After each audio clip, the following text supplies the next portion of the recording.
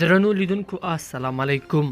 د تلو نیوز د خبر لمخې د پخوانی حکومت له پرځېدو وروسته ډیری پوځي تجهیزات بهر ته وړل شوي.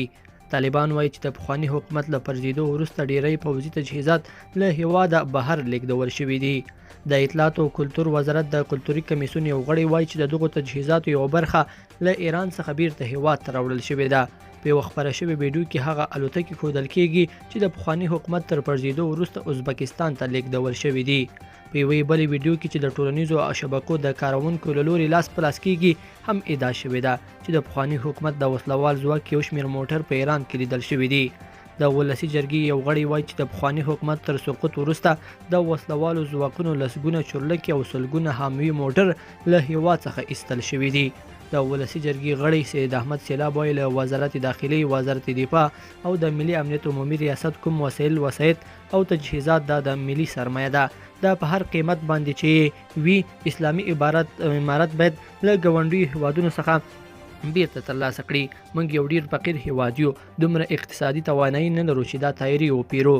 پخواني نظامي چارواکي عبدالهادي قریشي هم ویل دا دریم ځل دی چې زموږ هوایي او ځمکني ځواکونه د له منځه تللو حالت ته راځي او دا موضوع په زیان ده او زه ډیر اندېښمن یم. د شپېرو له مخې په افغانستان کې څه باندې 160 جنګي او پوځي الوتکې او 2140 زغروال حامي موټر، خو اوس څرګنده نه ده چې څومره دا پوځي تجهیزات له هیواده بهر لیږدول شوي دي او څومره یې لا هم په افغانستان کې دي. د کابل اوسیدونکي قیام الدین قیام وایي دولتونه ځي او راځي خو تجهیزات یې باید پر ځای پاتې وي. نو دغه پوځي تجهیزات او د افغانستان د ملت پانګه ده او باید بیرته هیواد ته راوګرځول شي.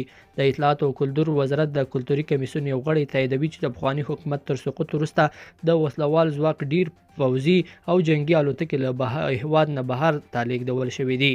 د اطلاعات او کلتور وزارت د کلتوري کمیسیون غړی نور محمد متوکل څرګندوي د دغې غوښتنه شوې ده چې دا زموږ د ملت پانګه ده، که ټانک دی او که الوتکه ده باید افغان ملت ترې برخمن شي. یوه اندازه له ایران څخه بیرته راګرځول شوې ده. لیدونکو په دې هیله چې دا مطلب به مو تر پایه لیدلی وي، که دا ویډیو خوښه ویډیو لایک کړئ او چینل سبسکرایب کړئ. تر بیا ښه وخت.